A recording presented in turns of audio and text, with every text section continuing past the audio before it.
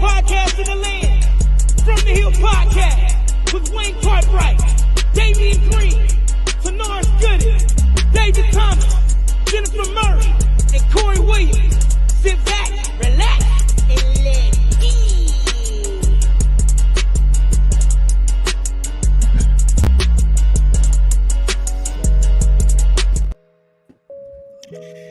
Good evening, ladies and gentlemen. Welcome to another fabulous show. What's up, family? We good? Yes, sir. Good, man. It's all good. Yeah, man.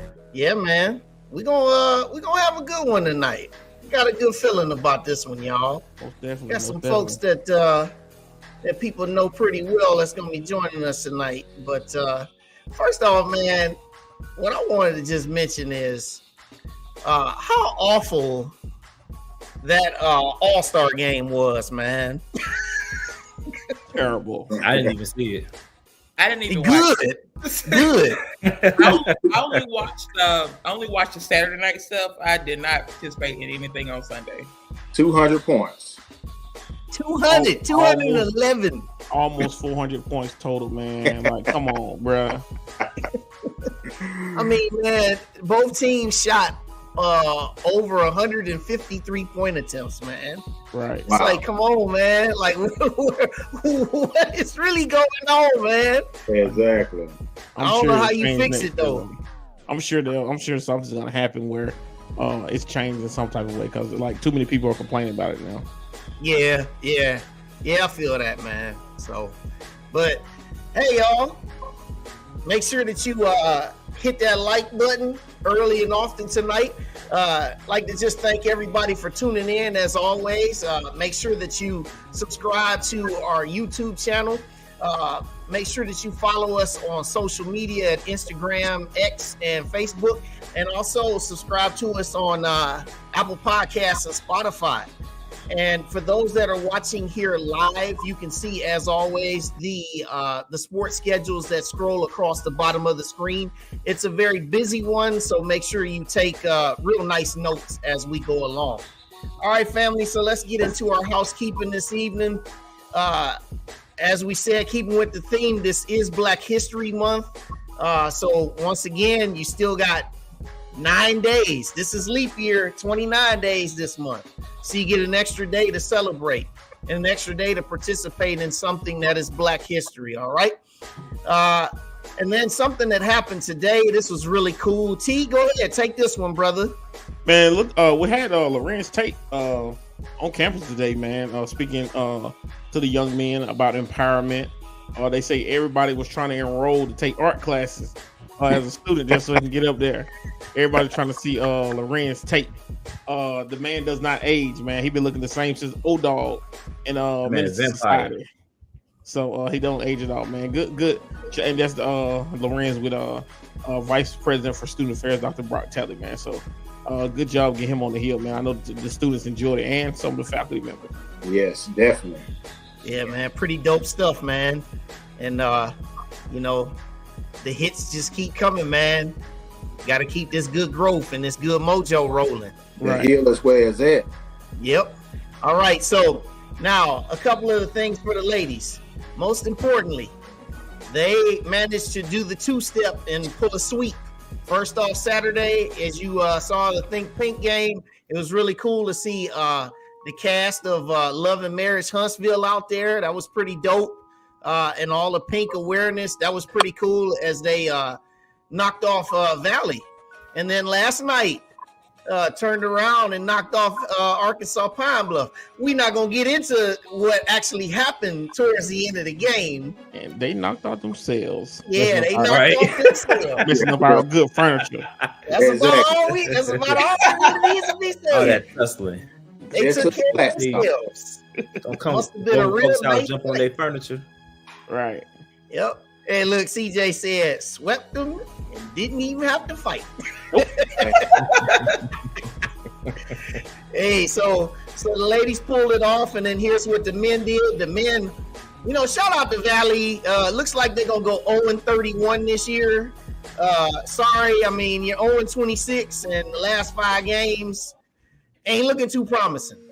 So, but yeah, Valley, you know, they fought hard. Shout out to Raekwon, though, 38 points, 38 Yeah. of your team's 57. That dude's a dog. You want to win? Jump in the portal. Come to A&M. Hey, and then last night we completed the sweep of the homestand with knocking off Pine Bluff. All right, now here's the women's standings. Corey, you got it. Hey, the women sitting at 5th place right now. Hey, and we still got 2 of the top teams, Grambling and Southern. Hey, one thing about our women, they're going to fight. And at home, you know, they can knock off anybody. So if they can play great on the road this weekend against Florida A&M and Bethune-Cookman, they got a really good shot. I'm hoping they can avoid that Jackson State matchup, though. So hopefully we can do something with that. Yeah, that's right. And then here's the men. Jen, you got this one. All right. Well, we're in that ace position right now. We're sitting at 7-6. And listen, I have faith that our boys are gonna clinch a playoff spot, and we are going to come to Birmingham with both teams. So to our men's team, y'all got this. We're gonna be behind you.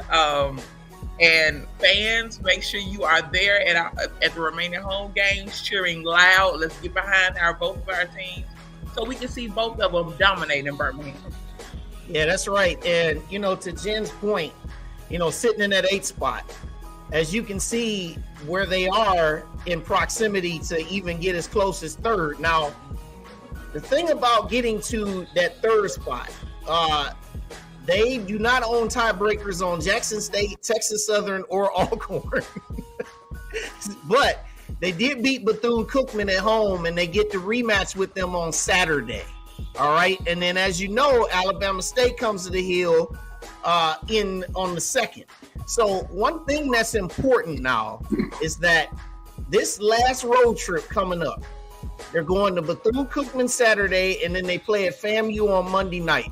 The important thing is to keep the momentum going. Yes. You know, so let's just continue to cheer them on. And then last but not least, the theme games, just remember March 2nd. All right, now, if you have not bought your tickets, it's going to be sold out. And expect it to be standing room only. So if you wait till the last minute, you're going to be watching it on Bulldog All Access. Exactly. Don't be asking from the hill. Hey, you think you can get us in? No, we can't. Exactly. Exactly. So you got Maroon and White Pride night. It'll be nice, and it'll be a big game. And as you can see, the last 2 home games against the Louisiana schools, and we'll definitely be talking about that as we go along. So that is our housekeeping this evening.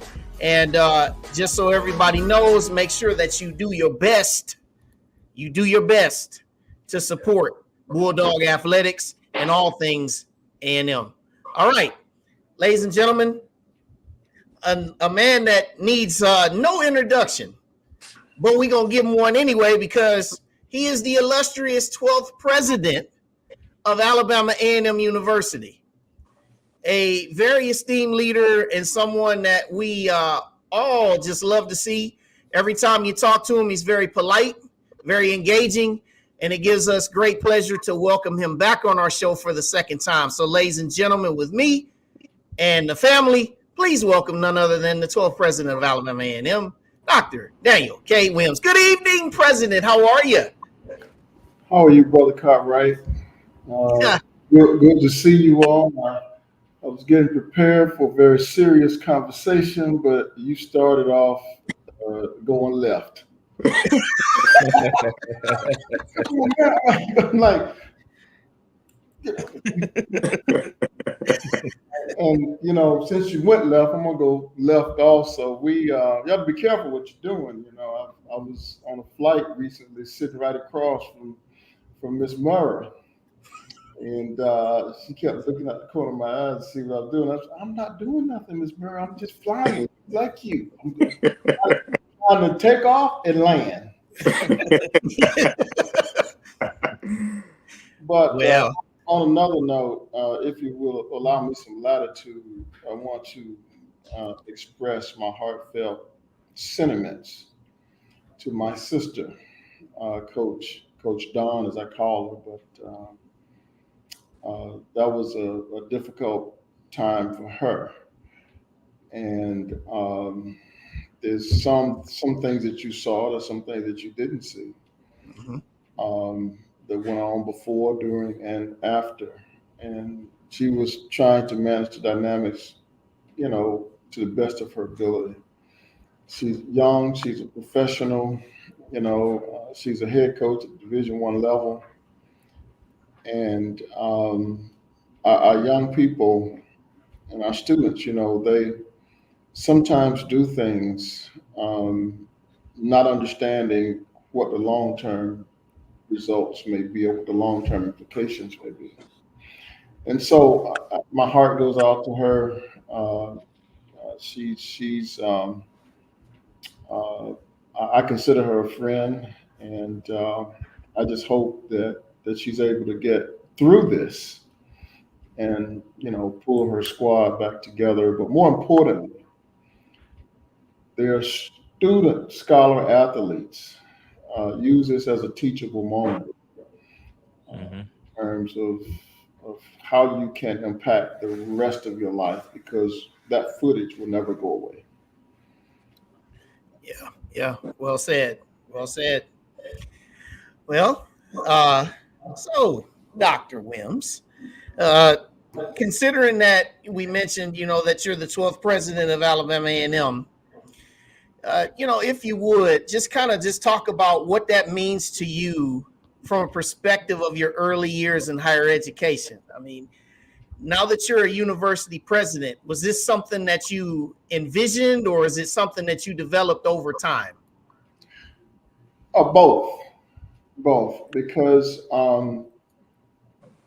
my aspiration as a high school student was to go to a private, what I would call elite school, and have a private humanities, philosophy, theological education, and then go Ivy League. That was my aspiration. My expectation was that I would be an agriculture major in the state land grant school, which that's actually happened.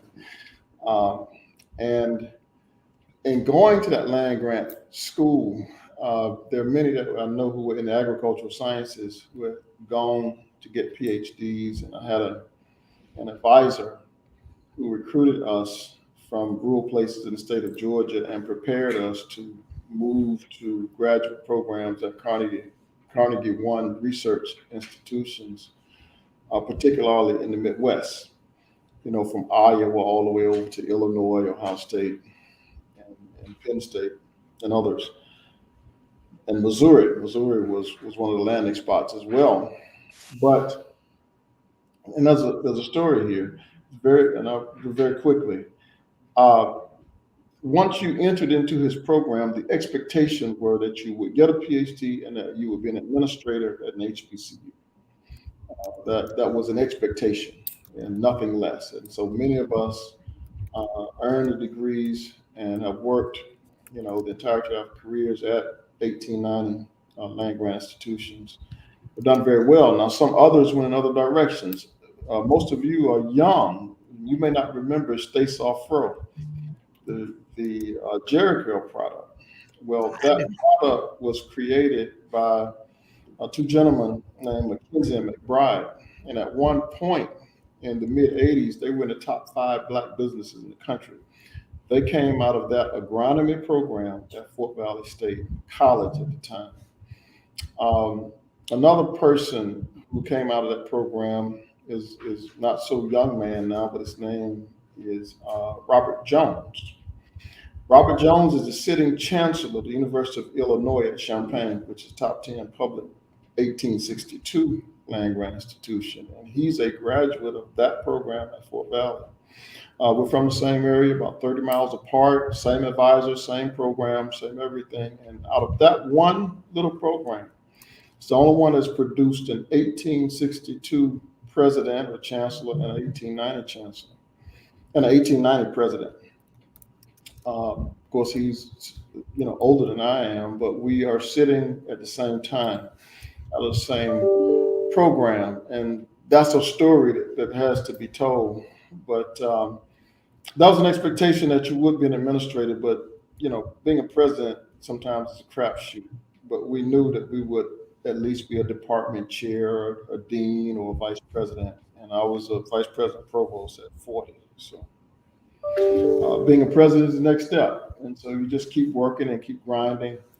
And you don't want to just be a president. You want to be a president where you can make an effect, a president where you can be an example and a model for our young people and impact the outcomes in our community. So 1890 Land Grant was my mission and my cause, and that's where I am, and that's where I serve. Booker T. Washington said it best. I was born in the South, I've toiled in the South, and I'll die in the South. Well, I grew up in 1890, I was educated in 1890, and that's where I'll retire.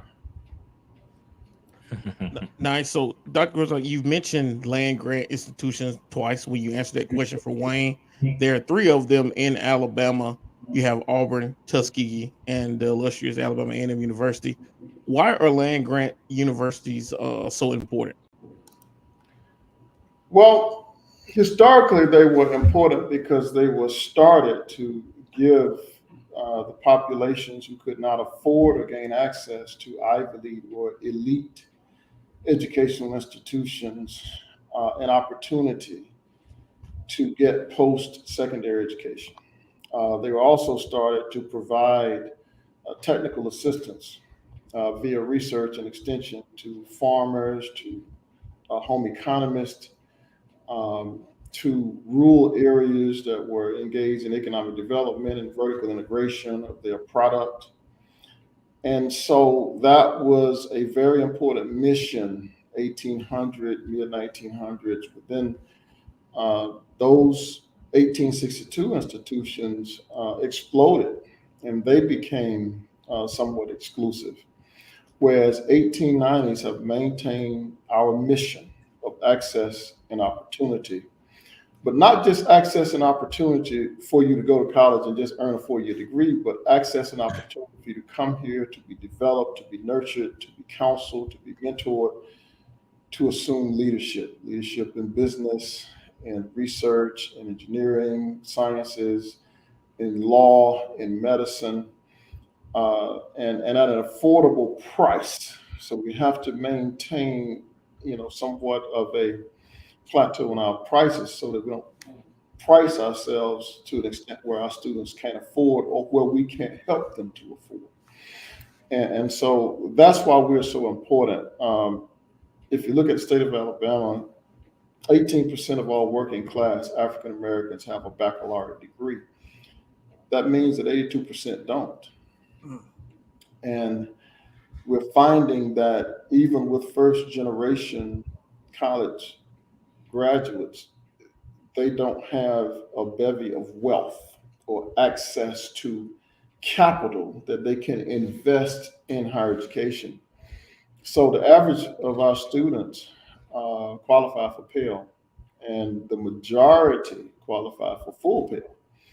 And so that means many of them, their family income is 50,000 or so, and they can't afford to invest based upon the model in their children's higher education aspirations.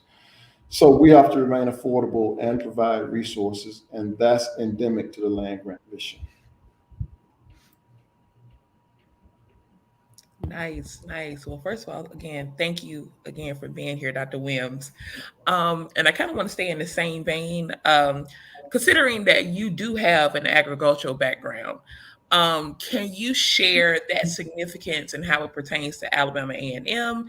And with this, how does this agricultural university impact the local community and the region? Well, let's start off with the latter first, and then I'm going to have to ask you to restate the question. Okay. How do we impact the region? Primarily via two ways. One is providing students who can work in our state and our federal departments of agriculture. And that's important because, as you know, USDA now is probably the second largest department after Department of Defense. Uh, Years ago, it was the largest. So it still needs employees in all of the agencies and departments. And we certainly are one of the top pipelines. For example, the U.S. Forest Service, we provide them more African American employees than any other institution. And we've got the only nationally accredited forestry program, traditional forestry program in the nation. And so that's important. Forest lands, forest safety, forest care, et cetera, is very important in the national landscape. Um, Secondly, we have a statewide extension uh, mission, and that we have offices in polar places throughout the state where we serve the populations in the majority of the counties in the state of Alabama. And that is both urban and rural. Our primary focus is urban because that's where the larger majority of the population is. But we also serve rural people, health and wellness, nutrition, access to opportunities, meaning access to credit, economic development, as well as agricultural production. But a third way that we're important from an agricultural perspective is that we have very, very cutting edge research programs in the natural resource sciences, environmental sciences, food and animal sciences, family and consumer sciences, and it is very heavily science and STEM based. And we have produced more food science and environmental sciences graduates who are African American than almost any other institution in the nation over the past 20 years. So it becomes one of those edicts that if we don't do it, who will? And so we have to maintain those programs. We've moved away from the traditional education preparation specifically for ag sciences years ago, but we're also looking at reinvigorating that program when we have the resources, because we're finding that there are students at the junior high level who are interested in animal science and veterinary sciences and potentially working for cooperative extension or USDA because they can see the offices in their communities and see that those people live as GS 11s and 12s and 13s with solid middle class life. And so we're looking at ways that we can move back into those curriculums we divested in them years ago. So we have a cause and a purpose to produce professionals in these areas that can not only serve in the communities, but can serve in the State House, in Washington, D.C., in the various departments and agencies, and make sure that not only our institutions, but our communities get their fair share of attention and resources. Dr. Wims, you were so gracious to be on our From the Hill podcast. It seems like it was a year ago this time. Tell us, what kind of changes have happened on the Hill since the last time we spoke? And hey, man, I love you guys. I mean, we've gotten very serious now from where y'all started. But, that is a heck of a question, because we've been able to pull together a pretty aggressive team. Now, some of them think very highly of themselves. As you know, who I'm talking about. Sometimes I sit around the table, like this morning we had cabinet, and I was just thinking, these egomaniacal, whats. But and sometimes they get into a little competition. I look at the agenda of our meeting sometimes, and I feel like they're competing so we can get the most items and outcomes on the agenda, so they can, But that's how you drive progress. It takes a little competition, and we have the competition. And so as a result, I wish that each and every one of them could share with you the outcomes in their division. And I say that because I'm very proud of them. And I hope, and I tell them, I said, you got to maintain your head about you. Uh, I was working in the state of Georgia, and we hired an African American chancellor. His name's Errol Davis, who came out of utilities, and I established a decent relationship with him. We were doing some tremendous work in a very short time at Fort Valley, and he told me on several occasions, "Don't believe what the press says about you. You're not that good." And so, I have to try to remind them, don't believe the press that you write about yourself all the time. But we, right now, in this first quarter, our advancement team is well ahead of where we were last year. That shows a degree of confidence in terms of fundraising. I was surprised last week. We put the announcement out for the Black Tie Gala, and Thursday, Friday, they told me, we only got 20 tables up. I said, wait a minute, we just put the announcement out, and the tape's already gone. Wow. Nice. And we're very, very close to reaching our goal that we've set. I think we set a target of $750,000 for this Black Tie Gala, which would, of course, be record setting.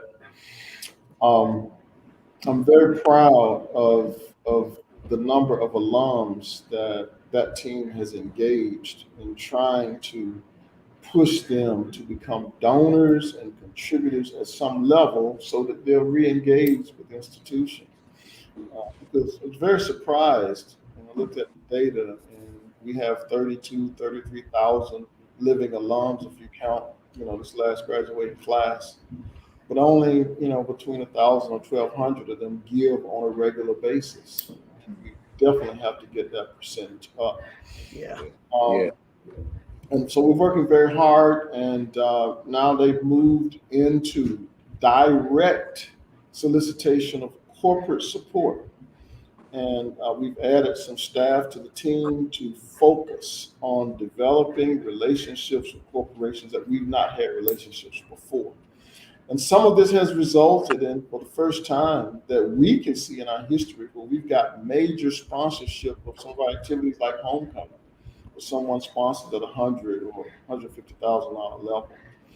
And so, this year with that sponsorship on top of what our reunion classes gave, I think we exceeded like 1.4 million in our fundraising just for homecoming.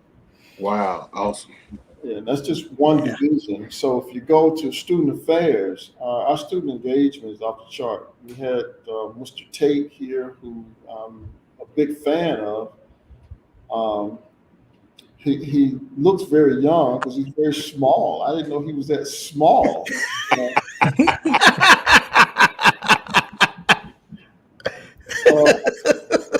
But Man, the vampire. Yeah, but no, just. But he's very, very nice, very affable. Just had a great conversation. And he, even being in Hollywood, has a very clear vision of what we need to do in the Black community as family members to develop our community, both socially, politically, and economically. And I was very impressed with him. But our student engagement is off the chain. Everything we do is on 10. There's nothing boring around here now. Now you got to manage that, but our students are very active. And as a result, students are recruiting students. So next year's class, as you know, we had over 2,000 first-time incoming freshmen, but we had over 2,500 new students last year. And we're looking at, for the FTICs, a 30% increase right now from what we had last year. So we're really having to adjust, or we're going to have to tell some of them, no, we just can't accommodate you. I really don't want to do that. But that's where enrollment management is going. Vice President Brock Talley, Director of Admissions Dwayne Green, and his team are really, really working to maintain at least what we did last year, but it looks like they're going to eclipse those numbers. And therefore, we're looking at another overall enrollment increase. We're trending right now towards 7,000 students. And Wow. Oh, we wow. anticipate, I won't tell you exactly how all of this, but there are different cohorts, graduate schools, transfers as international students. We've entered into this domain of dual enrollment, and we're going to bring students in North Huntsville to our campus when you went here. We didn't have a relationship with the public school system Yep. that was as good as it should have been. And so for the first time, we have a very good relationship. And Superintendent Dr. Sutton is a friend of mine, and we're working very hard to help students in this North Huntsville corridor to first develop and then realize their aspirations and educational expectations. So we'll be announcing some innovative and creative projects in partnership with Huntsville City Schools that will be different and open up some eyes. For fiscal affairs, we are just so proud of having a sound bill of health, from an audit and examination perspective, where we are not only accountable, we're extremely transparent. And as a result, we have banks knocking down our door every week. They got a pathway to his office and email and calling me. Now they want to do business with us. And that's something uniquely different. But also not just do business, but help to support some of the projects that we're looking at.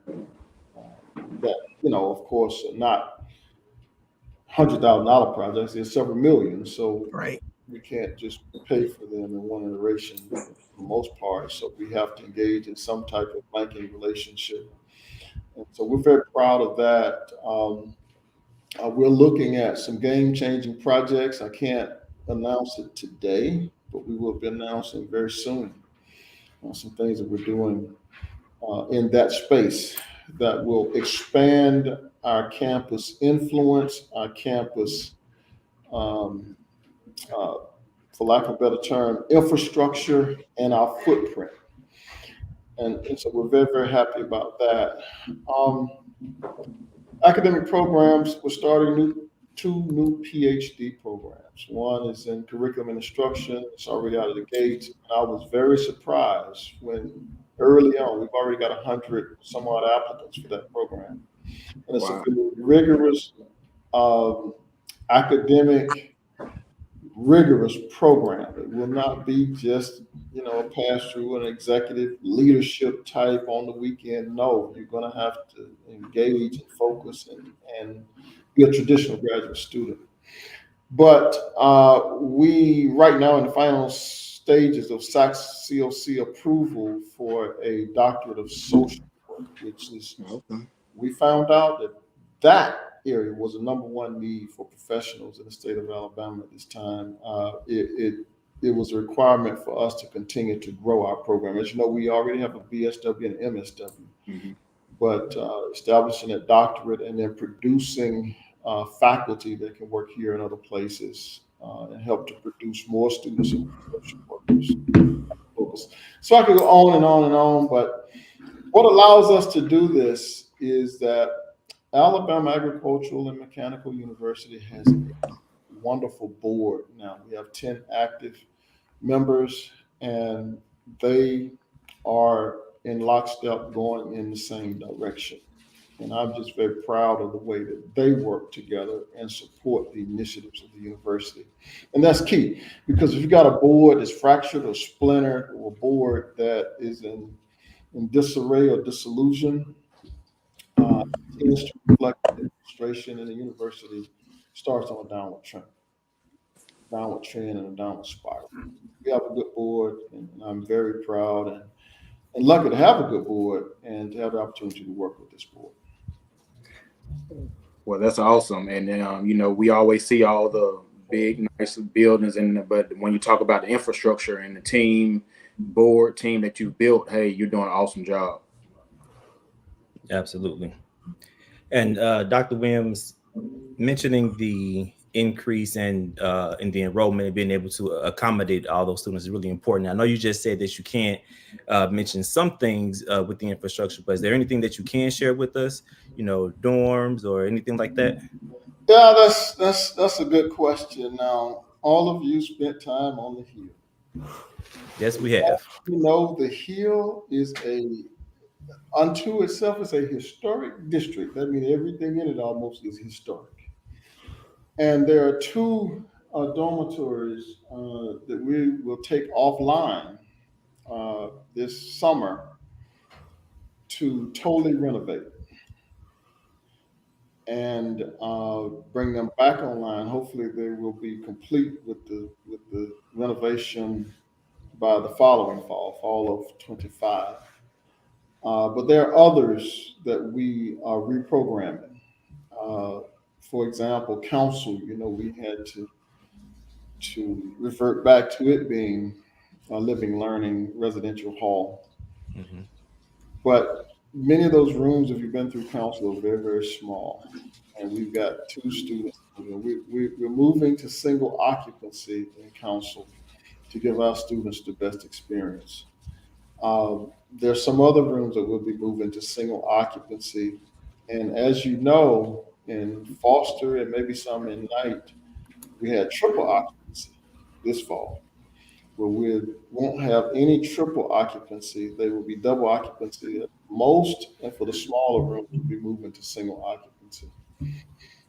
And to do this, we have to, we won't have new dormitories or new apartment style living on campus. What we've done is contracted for more apartments and beds in the new apartments that are near campus. And then Nice. some of those that are downtown and around. So those students that are 21 and above, that have a junior hours above, they've got to grow up and be adults.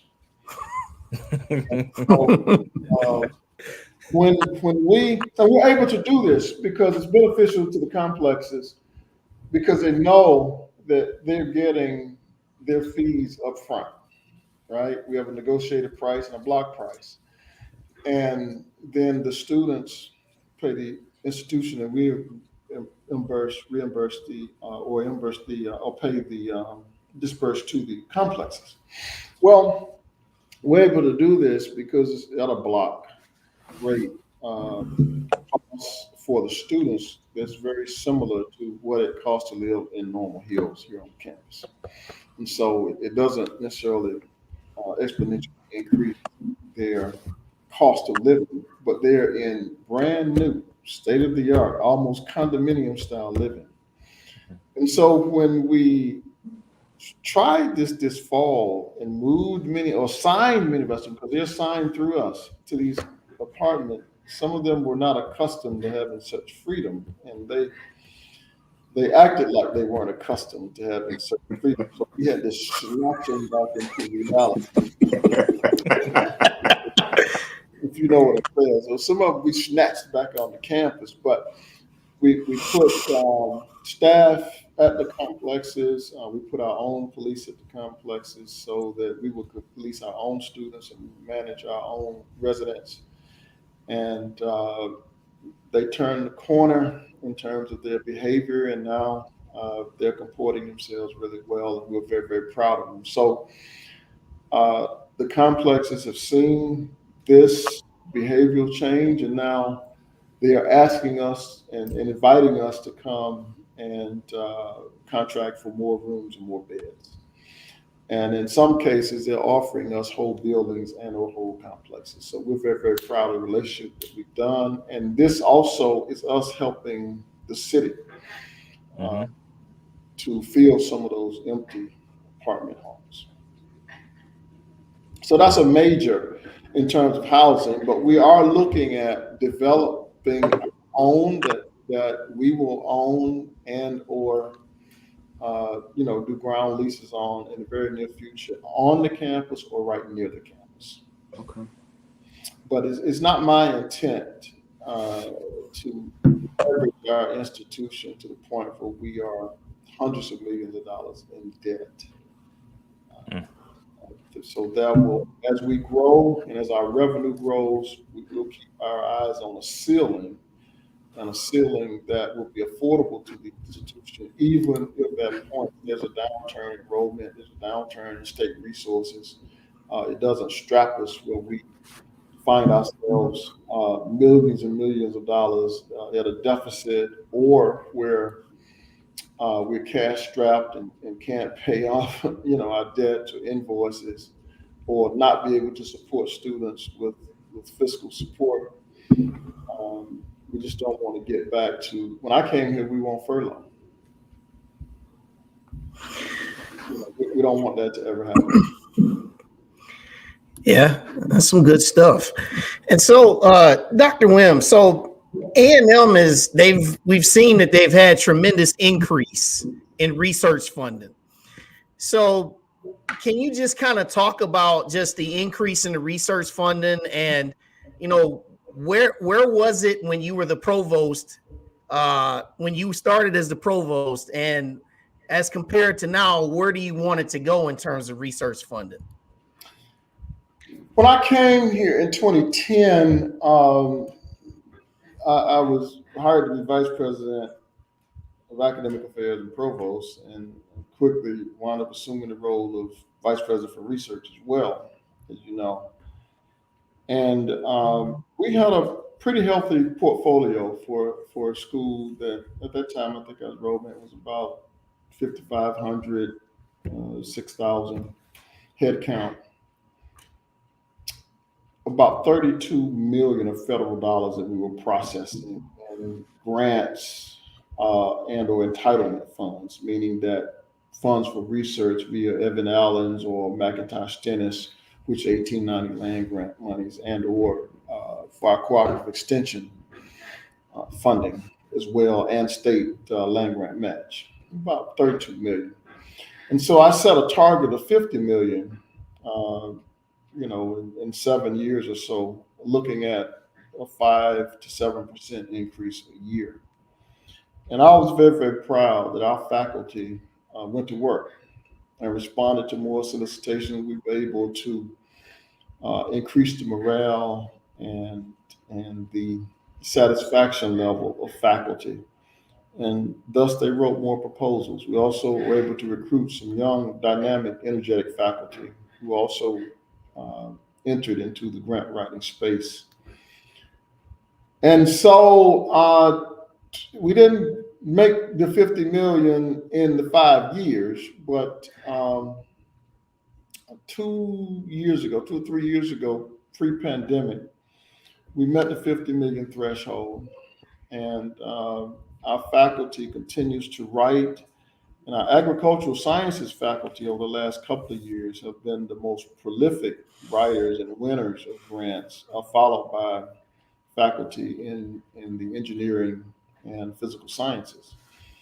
But last year we eclipsed 60 million, and this past year we eclipsed 70 million in federal dollars for grants and contracting. Our contracting arm last year did about 2.5 million, even though it's still relatively new, very sparsely staffed, but we still did $2.5 million. And so we're very, very proud. And that is due to our faculty and them competing in the sponsor program space and writing good projects, writing projects that we know that we have the capacity to implement.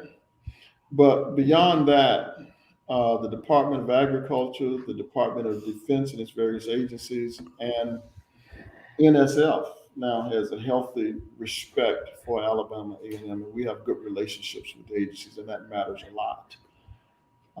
So we are looking toward 100 million. We'll have 5 PhD programs, and so we have a very healthy research portfolio.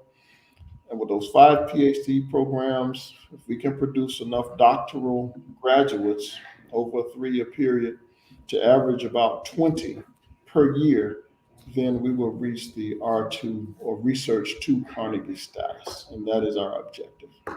Nice. Awesome. So, so just on a little bit of the lighter side. Now, I know we talked a whole lot of business in the last 30 plus minutes. So, we're heading into the anniversary, the 150th anniversary of the university next year, and we've got big things coming up, big events like you mentioned the Black Tie Gala. And we talked about the very first time that Alabama State basketball is visiting the event center on March the 2nd. So what are some things that you can say about the campus and just in relation to your staff with the student body in terms of getting ready for all these big events that are to come? Like, what are some of the preparations looking like that you can say?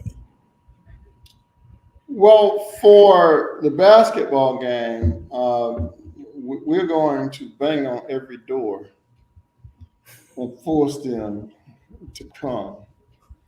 We're going to offer incentives, for our students to be at not just the state game, but all three games. I think our young men are in the 8th place or so. So every game now is a tournament game, and they're playing with that level of intensity. I was very proud of the way that they played Saturday against Pine Bluff. Really good job. Um, uh, in terms of maintaining their consistency throughout the game. The young ladies as well, I think they're in 4th or 5th, but they want to get in the top 4, in the top of the bracket, and not come in at the bottom of the bracket. So every game counts. And that's what we want in the Southwestern Athletic Conference, for every game to count. And so we need our students, we need our alums, we need everybody to come to the game. And you can't use the excuse that we don't have a comfortable facility.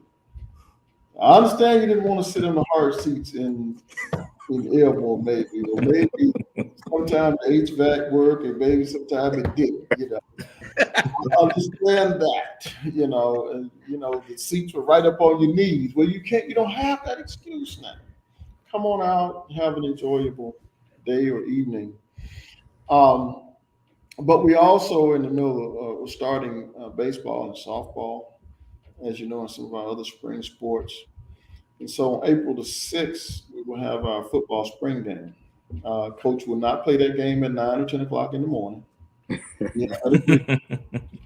So it'll probably be around noonish that we start, because at 2 p.m. we have both a baseball and a softball game. And so we want people to come on campus, enjoy yourself. We have food trucks. We'll have what we call a little jamboree. And we want people to come and watch our student athletes, football, baseball, and softball. And we'll also have a car show. We're inviting the Corvette clubs and other Chevy clubs and Porsche clubs and whatnot to come and show their cars on our campus, so that we can bring people to our campus who ordinarily wouldn't be on our campus. Mm-hmm. So we'll just have a wonderful day, open up the event center, and maybe have some sponsors to include the major manufacturers to maybe display some of their products in our event center. That's awesome. And then that's awesome. Later that month, we had a Black Tie Gala. You've already seen the announcement. I wanted a talent R&B singer, someone who could croon, and Eric Benet type. Somebody who could croon. Jamal Ali decided he's gonna bring the DJ, Dougie the Fresh, as I call him. We're gonna have a party, a masquerade gala, so get your mask, and I want to see you guys in the place, and we'll have a good old time, and we'll have some good food. The 150th is important to us, because who would have thought that HBCUs or Alabama A&M would be here 150 years, and almost 160 some odd years post-slavery. Mm-hmm. And the reason that that's such a miracle, if you think about it, travel the world and show me another country where a minority population first that was enslaved for 400 years or so. But where they have institutions planted throughout the nation specifically to serve their unique needs and population. You don't have to think about it. It doesn't exist. We're the only ones at that level. Now, that may be an institution or two various places, but to have 100 or so, and to have some of us who survived and thrived to the point that we compete with our peer traditional white institution, that's a miracle. And so our 150th year, as we were started by someone who was actually in chattel slavery here and was sold on this property.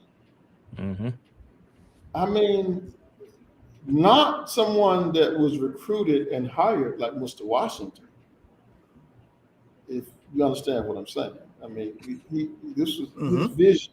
Yeah. And then those of us subsequent to him have picked up that mantle and that mission, carry on, always remembering and calling his name. And so that 150th year for us is sacred and divine. And as a result, we thought very hard and long about who could lead that effort. And we landed on the one person that we all agreed upon, which was Mr. Robert Holmes. And he's leading that effort for us, a former Board of Trustee member, if not maybe the first Black vice president at Alabama Power, I believe. Don't quote me on that, but if he wasn't the first, then he was the second. But and our face, or the person who will be the honorary chair, is none other than our most recognized alum. Not will be, but is our most recognized alum, maybe our most accomplished alum in his particular field or sphere, in both athletics and in business, and that is Mr. John Stallworth. Excellent. Yeah. So now, from an athletic and infrastructure perspective, we're looking at re-envisioning. We've already put scoreboards up for our activities, but our softball and baseball fields, we're moving along with planning for our practice field and a new practice field facility, cover, et cetera.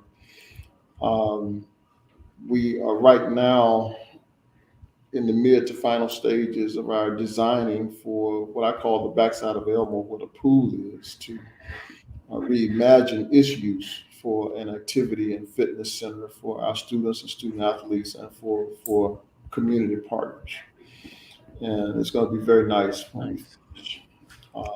So these are some things that we're very excited about and moving toward. I think this homecoming, we have a different type day concert that we planned, and it's going to be very interesting. And we may move most of our activities to the tailgate area and kind of just keep everyone combined and moving around in that area. I'm just looking forward to it being on a 10, even more so than it was last year. Awesome. And we're just really thankful just for this time, and so much has been discussed, and we know that you've got so much on your plate, so many things that in terms of vision, in terms of reality, in terms of the marketplace, all these different things that are going forth, that even if it wasn't an HBCU, it's just something that institutions have to manage. And we just are so appreciative of all the work that goes in. We always talk about how we remember in previous regimes, we just remember communications, they would go forth, but communications now is just going to a whole nother level. I mean, it's just socially, you can just see it everywhere. And just also in terms of, we've talked about billboards around the state, Yes. There's all these different things that that we've seen that's put A&M at the cutting edge of at the forefront. And well, Scott, right? Let me say something about that, if you will. Yep, go for it. Now, every time we expand our footprint, it appears we step on somebody's toe.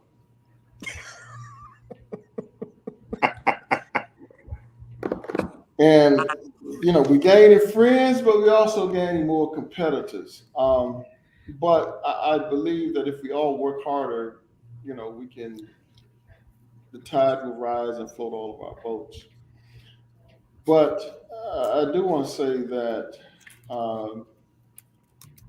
as I look at it and interpret it, we have not been at the forefront of a lot of activity, whether it be politically, economically, socially, and the like.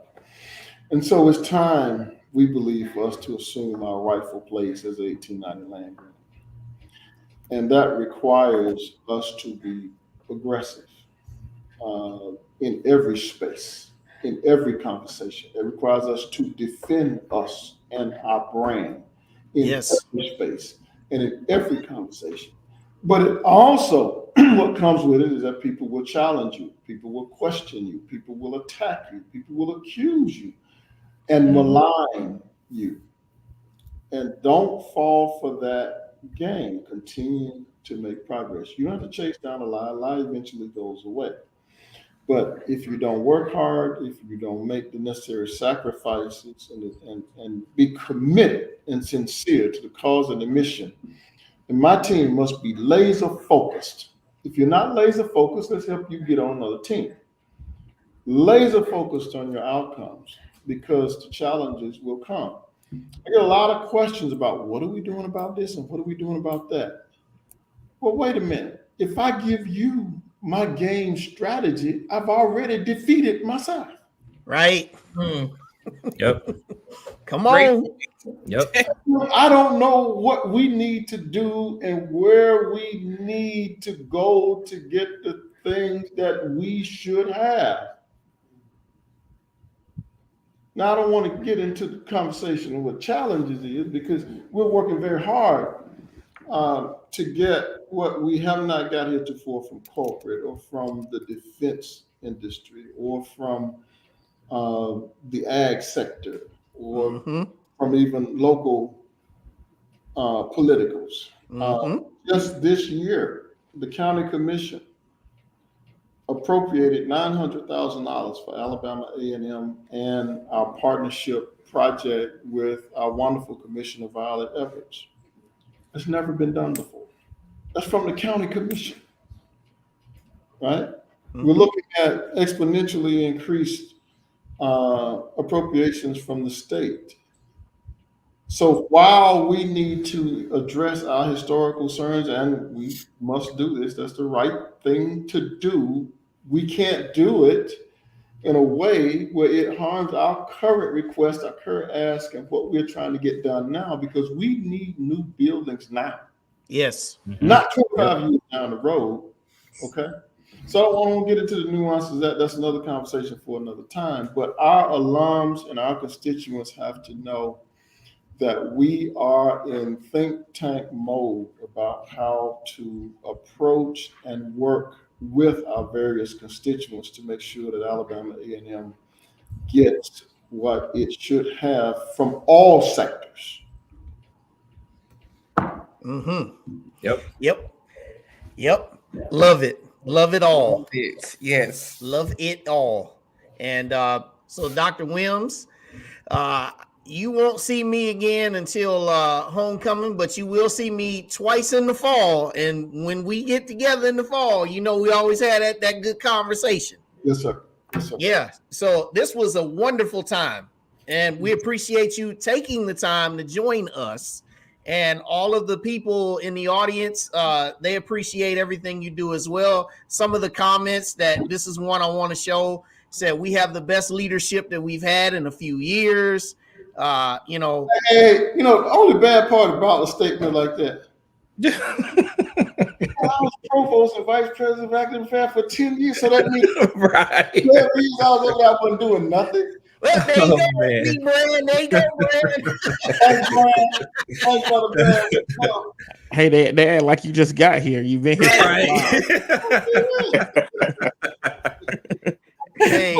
Hey. Well, here's one you like. This gentleman didn't even go to A&M. Said it seemed that you all have a forward-thinking president over there. We do. Absolutely. Yes, we do. Absolutely. We do. Hey, and then if I may, what Dr. Wims won't say, but I will because I'm not a president. Ain't nobody about to get on the news and do press stuff because y'all want him to say what y'all want him to say. Like sometimes you don't play all your hands. You can't do that. It's you got to do what you got to do, man. Ain't nobody about to come in and say anything because you want him to be emotional about a situation that you're emotional about. He's not gonna do that.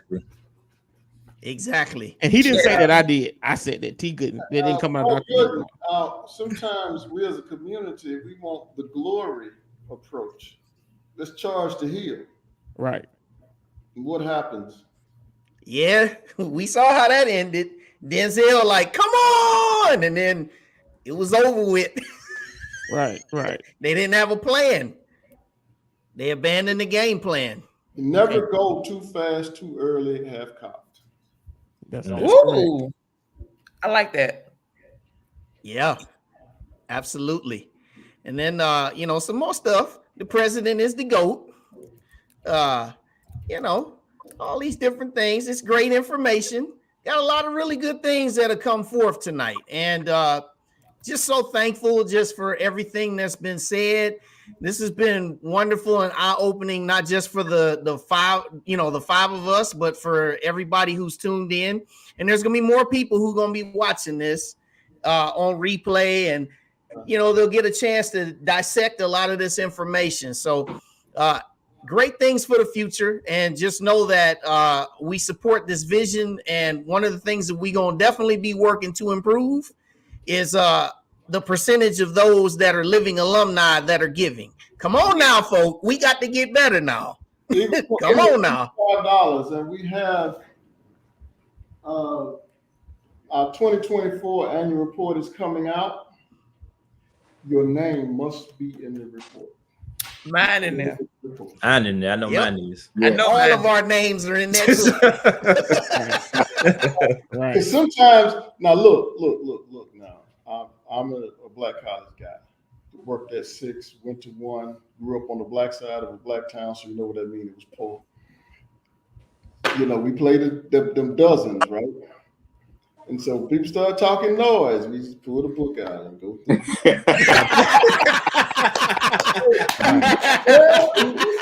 What page you on?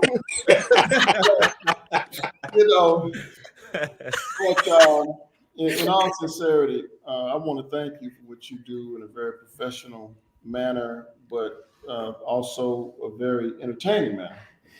And the way that you represent yourselves and our institution, you do a great job. Anytime you call, we will respond. Just be careful, because I got a lot of characters, one guy named Paul Bryant, Jamal Ali. They're characters now. So you kind of manage it when you bring them on here, but we'll always be available. And both in truth and in love. Just call us and we'll be there. Appreciate that. This is the 12th president of Alabama A&M, the illustrious and very entertaining, as y'all have seen, Dr. Daniel K. Wims. The GOAT. Dr. Wims, thank you so very much. God bless you. And we look forward to more success. And as always, everybody said at the same time, go Bulldogs. All right. We'll see you later, Doctor. Y'all take care. All right. All right. Dr. Wims, y'all. And that was some good information. And I really hope that our alums and as well as our future and current students realize A&M is on the move. Yeah, I think he was trying to be a little modest because we didn't talk about all the buildings that's been going up and everything that looks totally transformed on campus. Yeah, so we are definitely moving in the right direction. That's right. And that's definitely important. You know, when you talk about the infrastructure, you talk about growth, you have to have a plan. A lot of times you don't hear what that plan is. You know, you get excited about the growth, but you know what comes after that. So him mentioning those things was very important. And also, when you're talking about recruiting new students and today's students, hey, they require these things, and so you got to keep going on with the time. So I appreciate we're not stuck in the past and we're moving forward. So we got to keep going. Hey Wayne, I wanted to add something after you take the break to the conversation that he said earlier. I just don't want to. We'll do it in a second. Yeah. So we got a break coming here. So hang with us. We right back. Let's go. Let's go. Let's go. Let's go.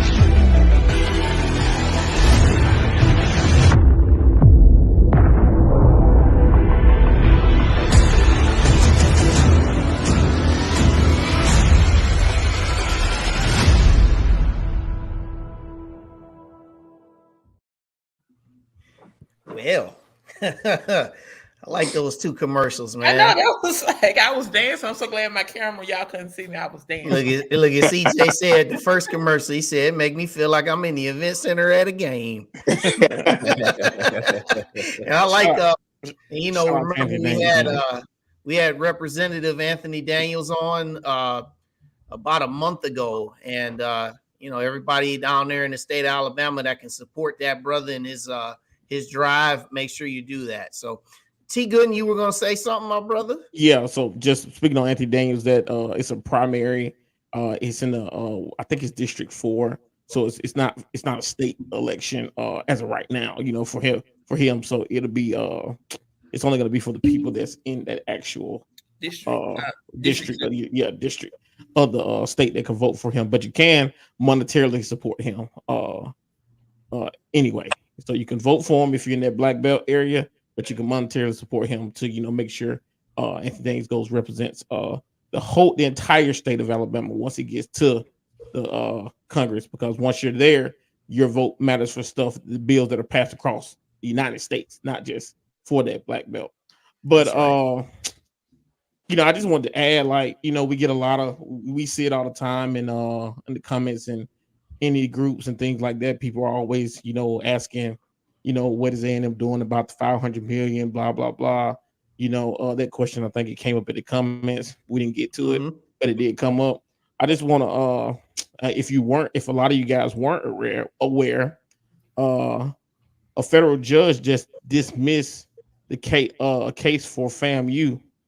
6 students sued the government for the underfunding of HBCUs, and it got dismissed in federal court.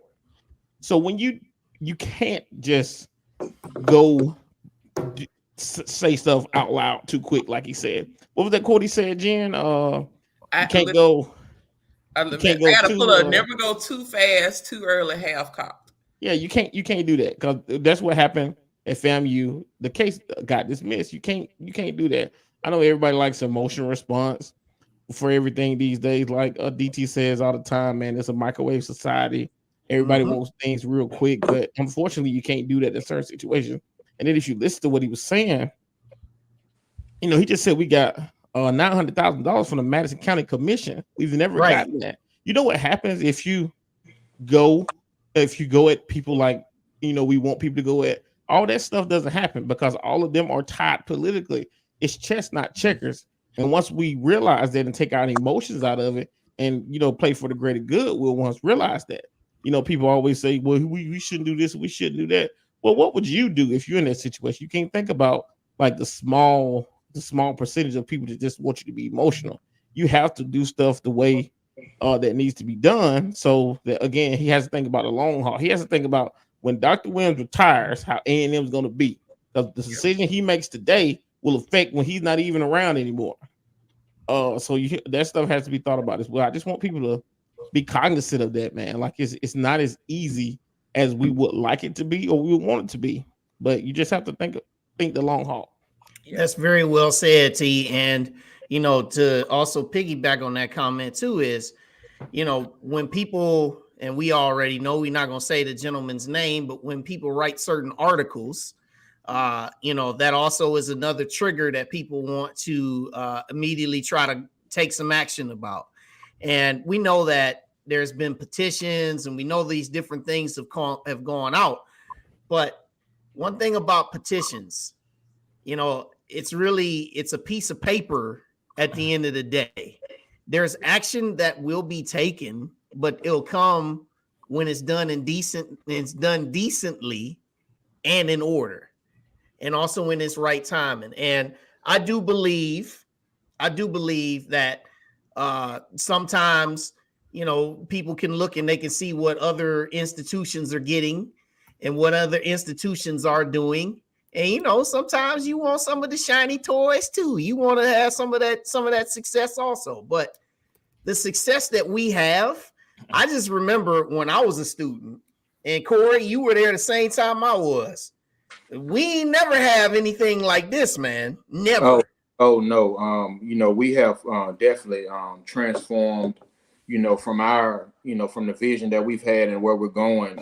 We definitely have never had this type of communication, feedback, and just the growth and the vision that we have from you can tell by diversity of his team, and you can tell that they're listening to input from students, from faculty, from people. It just seems like when we went to school, it was just input being taken just from one sector. But if you want A&M to grow, hey, you gotta move with the times, and we're definitely, it looks like we're doing that.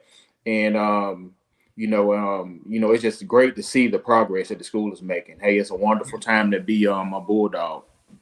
And one thing I like to point out too is, like everyone is saying, I like to point out that real time, if there are questions, concerns, they really respond to it in real time.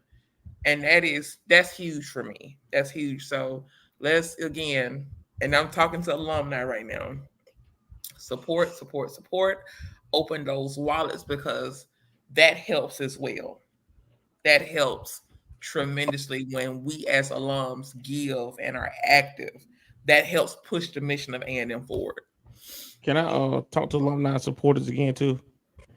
So I guess y'all gotta help me out with the story or whatever. I guess on social media it was posted that somebody in one of the administrative offices were filing people on their taxes or whatever. And it stealing Social Security numbers and all that stuff. And it looked like the university put out a statement about, I guess it got hacked. I've actually seen banks get hacked before. And Corey, correct, you kind of gave me this information the other day that Oakwood University actually had a hack last year, and they actually had to pay a ransom, or were asked to pay a ransom so they would release that information. So sometimes, man, we got to step back, man, and can't believe everything that's put out there, man. Like, you got to step back for a second, like step.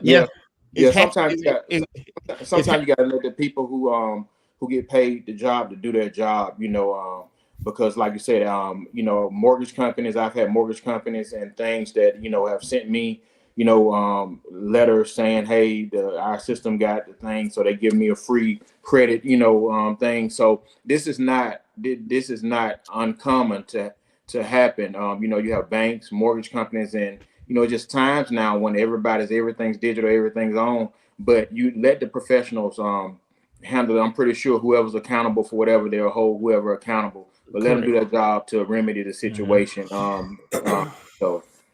Yeah, Like, and again, my wife told me that UCLA, had the same thing happen to them, and she said that it's one of the reasons why at UCLA they have like 7 layers of security that you have to get through on pretty much anything.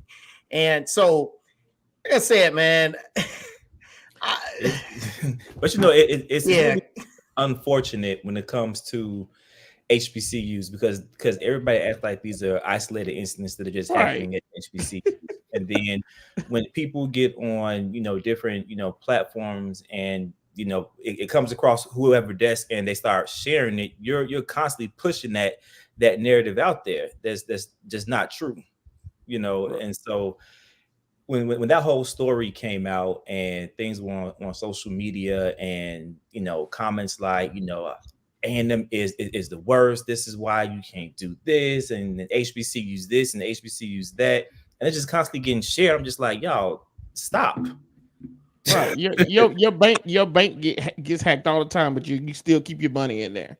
You know what I'm Exactly. saying? Like I just don't get it, man. It just seems like people are so quick to jump on a negative bandwagon without again stepping back. Everybody wants, like, again, one of DT saying microwave society.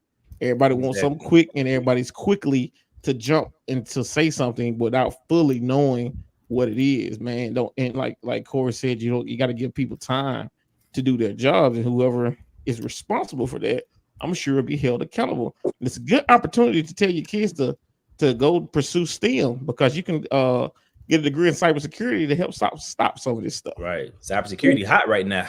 Right. And I do want to be empathetic because we never want things to happen to us individually. Correct. But when it Absolutely. happens, when you're affected, normally you have a issue, and I'm pretty sure they're empathetic for that. And unfortunately, in life, sometimes things happen to each of us that that we don't want. But I'm sure that the professionals will do their best to remedy the situation, just like what we have to deal with any bank or any kind of thing when something has happened to us. So I'm pretty sure they are empathetic. We're empathetic, but unfortunately, in this world, things happen, and we must try to remedy the situation. yeah, Corey, and I'm still sad that my MySpace account got hacked and I can't get back into it to get old pictures. So I know Hey. when it comes to doing that, people are hurt. Hey, and you know what, man? It's something that I was just reminded of, just even on the current, well, sort of kind of on the same wavelength. Just going back to when you guys have very cold weather down there in Alabama. And one of the things, we know that this is why it's important that we continue to drive forward with giving campaigns and things like that, because there's infrastructure that needs to be improved. Everybody knows that. And so when cold weather comes to a place that cold weather is not normal, obviously the grids and things are going to be stressed bigger than what they typically would. I mean, I know I saw and I feel bad for every last one of y'all that had to pay astronomical, Jesus. utility Power bills bill. over the situation. And, but one thing about like with the cold weather event, that's something that people should be using as knowledge to use for the future, in terms of proactivity, because maybe in terms of when you're sending your kid off to college, sometimes you think when they're going down to the South, one of the things you don't think about, maybe an electric blanket, maybe you don't think about a space heater, maybe you don't think about certain things that that you typically otherwise would not think that they would use. So these should be things that should be used as learning material instead of hey, my kid is up there without any power, who's doing something, without any heat, who's doing something about it. And the last thing that A&M wants to do as a institution of higher learning is put any student in danger. Right. It doesn't matter if it's heat, doesn't matter if it's water, if it's food, if it's tuition, doesn't matter if it's cybersecurity. They're not trying to put anybody's kids in danger. Now, that's something that we can say until our eyes bleed. But I just wanted to say that right now as we get ready to bring on our final guest of the evening, who's been able to join us now. This gentleman, he has been on with us before. He currently is the vice president of marketing and advancement and engagement and all of these different things. And every time you see this gentleman, he is very clean and very dapper. And he is getting ready to be very clean and dapper before you right now. So, ladies and gentlemen, with us, please welcome Jamal Ali. Good evening, Jamal. Good evening, my brother. Thank you so much for having me. Hey, it's great to have you back on. And for those that don't know about you and don't know about your role, you're an alumnus of Alabama A&M. And so now that you're back on the Hill, what does it mean to you to be in the role of vice president of marketing, communication, and advancement? Great question. Thank you for that question. You're right. Being an alum, I've matriculated here many, many years ago. We don't have to get into the number. It was a while ago, but to have where it all started and to go out and work in corporate America for advertising and marketing agencies for the past 25, almost 30 years. And then to be at this stage in my career to have the opportunity to come back where it all started and do advertising and marketing and branding for my institution. It's an amazing, awesome opportunity that I don't take lightly, but it's the job of a lifetime. Awesome. Glad to have you on, Mr. Ali. One of the questions I have for you is, what is the latest from the AAMU Marketing, Communication, and Advancement Office? What you guys got for us? So we're constantly the first year and a half that I've been here has been establishing our brand, getting our branding out there. So we've done the most expansive marketing that we've done in the history of the university. So somebody mentioned, I think it was Mr. Cartwright, that we're our footprint starts in Huntsville with our base, and we go down to Birmingham, Montgomery, Mobile, Atlanta, Chicago, Detroit, and also in the Bay Area. And the point is that we want to make sure that our footprint is out there. People know about our brand, but we're not just advertising those markets for the sake of just advertising. That coincides with where we source our students from. So those are large pockets of where we gain our students from. And so we want to make sure we continue to penetrate those markets with our branding. And we have a rule that if another school puts a flagpole in Huntsville, you better believe the next week you're going to see A&M brand in that market down there. We're serious about this. We want to protect our turf, but we also want to expand the brand. And so we penetrate those markets, and then each term we start to add more markets. So we're going to continue to spread our footprint out there. And so we have radio in some markets with out-of-home digital billboards, as well as digital on social media. Some markets just out of home, some markets a combination of either of the two. But it's really to engage. And as you know, we're targeting that high school senior as well as his parents and grandparents. Because a lot of times with our students, grandparents foot that bill too. And so we want to make sure that we're talking to the right audiences, but it's a strategy behind it for sure. Yeah. And, VP Ali, we just wrapped up with President Wims, and he was mentioning, some big things that are going to be happening within the university. And one thing that was briefly mentioned was the 150 years of the university. And that's something that's, really huge. And I know a little bit of it just in the other spaces that you and I are both in. But can you share with us what your office has planned? Because this is a huge milestone, for the university. So how are we going to celebrate this 150-year anniversary? Very excited about this opportunity. You don't get to do this but once. And so we've engaged a committee, a 150th anniversary campaign committee of about 50 people. And the president mentioned alumnus Robert Holmes is the chair and John Starworth is the honorary chair. And we've kind of divided it into two buckets. We have an awareness and engagement arm, and then we have a fundraising arm. And we're right now in the process of entertaining some fundraising companies that might help us with strategies and that outreach. But it's part of a Reimagine campaign that the president alluded to. One of the first things that I would do when I first came back to this job, the times that I would be here on the weekends. I would just walk the campus to just bring back the memories, first of all, but to also reacquaint me with the buildings and new things on campus.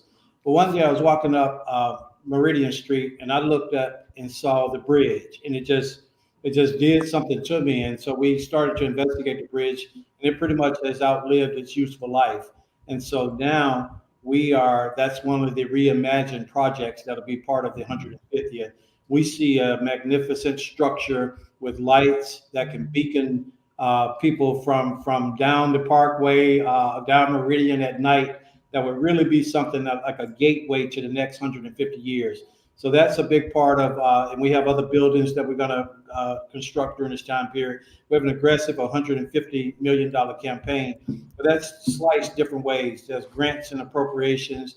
Certainly, we want to engage the alumni and companies and all, but it'll be enough in the 150th anniversary for all of us to get involved. One part I'm particularly excited about.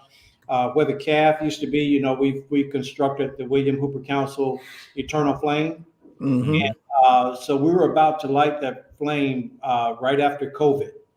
And so the president allowed us to kind of engage the board and other constituents on an idea we had. And we said, why just light it right now? Why don't we wait till the 150th and do something similar to the Olympic run? And so what if we took that torch and shopped it around the market, around the country for alums or chapters that want to have a torchbearer project or torchbearer reception where they raise money for the 150th. And then on homecoming, what if we had 150 personalities that line the block, and we do stories on them, and they pass that torch one by one to the last person who lights that torch for the next 150 years. So we plan to chronicle that and tell the story as we go. But there's some spectacular things, and then it will culminate in an amazing event during that time. And so we're already planning. Every day we're working on it. More and more will start to come out over the months. That's awesome. That is very awesome. VP Ali, when I'm on the interstate and highways, whether I'm on 65 going through Birmingham, Montgomery, Mobile, or even Atlanta or anywhere, I see a lot of Bulldog tags, car tags. How important is that to the university and its brand? That's a great question. That's very important because a lot of times you don't have to write that check to. We want the donation, but that's a small thing you can do. All of us have cars. And the last 2 years, we've averaged receipts to the university, which count as donations, $125,000 a year for license plates. So $50 per each time you purchase a license plate. $50 come to my office, and you get counted as that's a donation to the university. Wow. And we have upwards of 10,000 alums right here in Huntsville. So that's low-hanging fruit, but we're leaving money literally on the table. And so my Assistant Vice President, Aaron Thompson, is working on that, and we want to go work with the state to pull numbers and put some competition out there to our alums to show how we stack up on the scoreboard, on a leaderboard with Auburn, Alabama, Troy, Alabama State, and get some healthy competition. But that's an easy way you can contribute to your university just with the license plate. And you don't have to be an alum to do that. You could be a friend of Alabama A&M or a parent that's got a student that you can buy them for the entire household. But each time you do that, $50 comes to the university. That's some great information to know, and that's a great revenue source for the university. And I'm not going to, we got some Alabama Auburn fans who A&M alums who had a car tag. So at least, hey, get one of them. Hey, support A&M, your alma mater. And the more we see of those license plates, that becomes a mobile billboard. The more you see around campus that the brand, all those touch points start to resonate with people, that Alabama A&M is literally on the move. Correct. And one thing I would like to add too, for those who like to personalize their tags, it's already $50 if you personalize your tag. So once you get the A&M tag, you can personalize it for free. So you get basically a 2-for-1. You get to help your school, and you get a personalized tag, and you get to advertise. And for those of us in fraternities and sororities, we like to have our emblems on there. You still can do that with the Alabama A&M license plate. You still can put your numbers or however you want, the name or whatever, but that is an easy way you can help your institution. Nice. VP Ali, speaking of branding, something that we have not seen, but I absolutely enjoy is our increased social media presence for A&M. The graphics are great. The content is hilarious. What is the strategy behind that? Great question, because a lot of people think you just throw stuff out on social media and that's your strategy. But I really owe this to the assistant vice president, Aaron Thompson. In fact, he has a team of students, because that was one of my charges when we came. You know, we're older. Let's utilize the people that live in the space that know this up and down. So he's gathered about 6 or 8 students on campus. They named themselves the Council Collective, and they work closely with his office.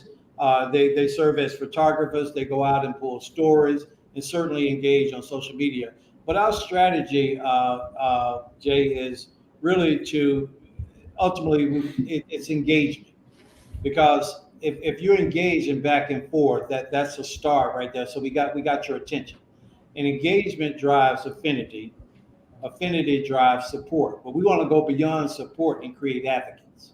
And somebody mentioned it earlier. So when you've converted them, you've engaged enough, they start to look for your stuff. You keep them fed. You get back and forth, good banter, and then they get that affinity. But then ultimately, we convert them into advocates, such that when somebody come after me, come after you, come after the president, or any bulldog, they all the time they look for the university. What are y'all doing? What are you doing? We turn the army of bulldogs loose on them, the advocates. They take up the mantle. And that's what we want. So that's that social media presence that we're getting right now. And this is the best that we've ever had in the history of the university, and it's only going to get better. But great question. Yeah, that's awesome. And kind of lastly, kind of along those lines, I just kind of wanted to just talk with you about apparel and merchandising real quick. So I know that me and there's several other Bulldog alums, we get in the habit every once in a while, we'll go on to Nike.com and we'll, punch in Alabama A&M to do a search and see what they got new. And every time I see something new, I usually get my hands on it and purchase it. So in the merchandising space, is there anything that you guys have in terms of initiatives that you can share moving ahead? I don't want you to get in trouble by telling any secrets. Right, and I won't, for sure. No, it really is a constant education that we're trying to do with people and get more vendors to do it the right way. And we'll put in the chat the address where you can go and see who are the registered licensed vendors that are doing it the right way. We have a couple big people right here in town that are not doing it the right way with us, and we're working with them. But we want to make sure that people are licensed with us, because the HBCU brand is one of the hottest brands out there right now. And you got a lot of people at homecoming. You see all these people up and down the street. We're not trying to put those people out of business. We want to bring them under the umbrella, because the more people we bring, those advocates, we bring them under the umbrella, the university benefits, we all benefit.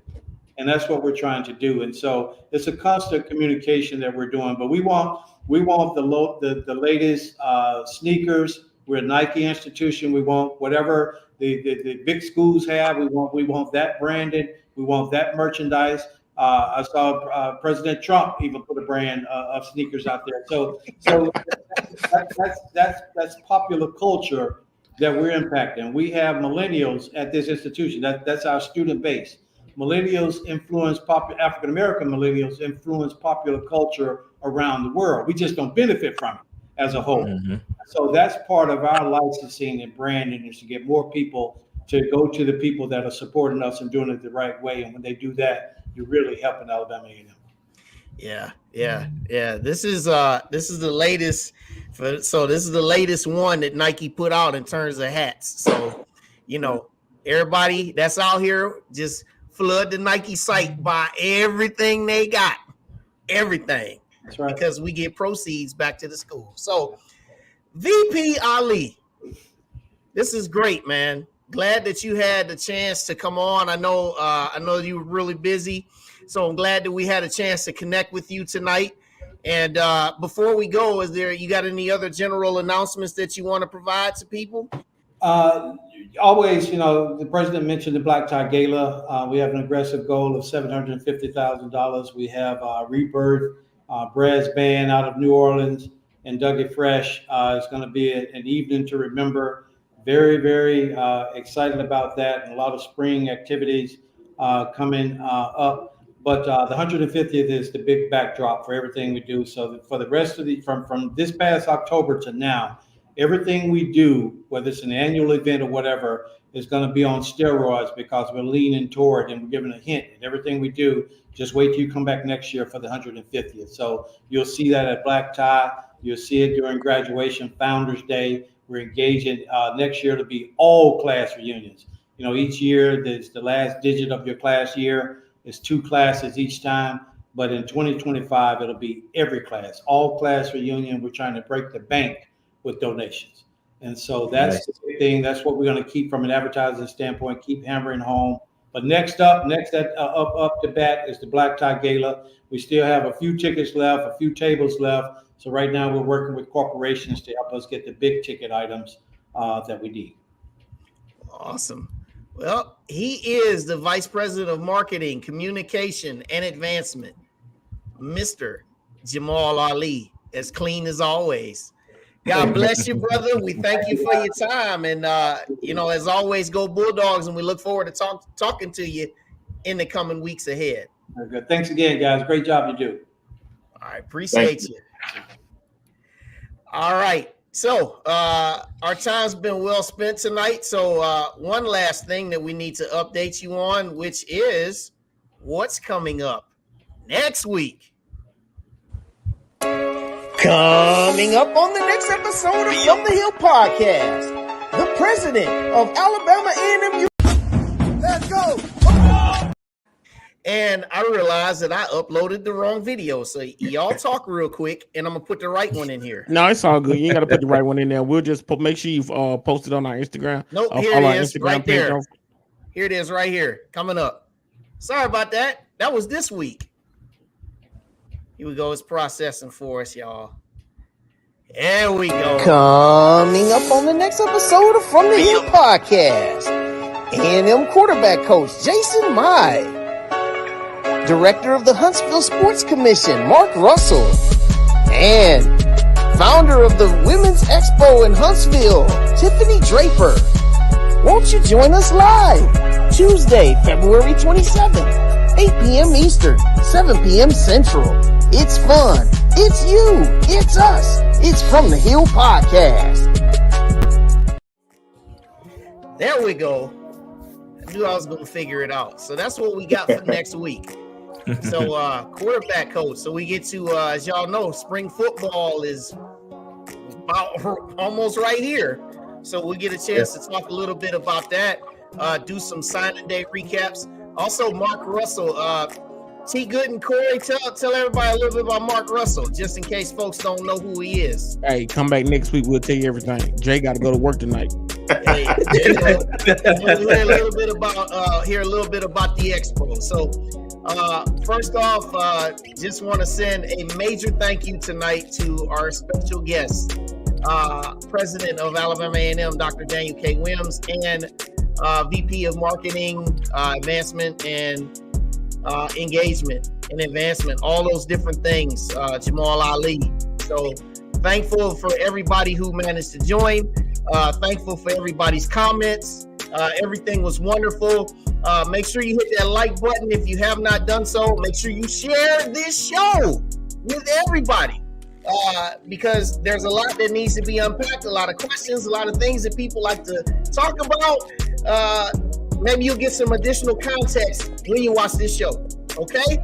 So, for my brothers and my sister, Jay the Great, T. Gooden, Just Dave Thomas, and Corey Williams, I am your brother, Wayne Cartwright, saying good night to you. God bless. Let's have a good time. And as always, go Bulldogs. See you next week.